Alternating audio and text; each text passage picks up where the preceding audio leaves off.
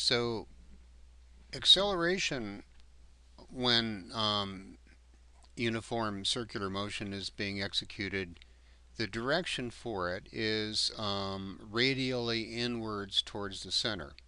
Um, and there's two formulas you can use, which I will not derive, I'll just assume. Um, the first one is that the magnitude of the acceleration is the linear velocity squared divided by the radius. And the second one can be gotten from the first one by realizing that the linear velocity is r omega. And so we can rewrite the right hand side of this equation as r omega, the quantity squared, divided by r, which is r squared omega squared over r, which is r omega squared. And there is the second formula for A, r omega squared. So if you have V and you have R, you can calculate A using this formula.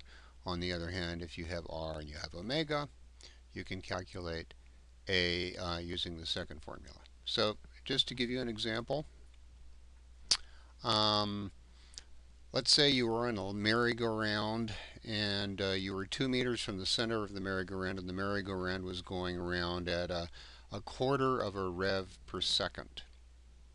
And the question is, what is your linear speed and what is your acceleration? So first of all, let's calculate omega. And we need to replace revs with rads, as you recall. So 0.25 revs per second times a conversion factor of 2 pi rads per rev gives me pi over 2 rads per second, which is 1.57 rads per second. And then V is simply r times omega, which is 2 meters. That's the radius you are standing from the center of the um, merry-go-round, times omega, 1.57 rads per second, and that's 3.14 meters per second. Pi, in fact, but to two decimal places it's 3.14. The acceleration, well, let's do it two ways.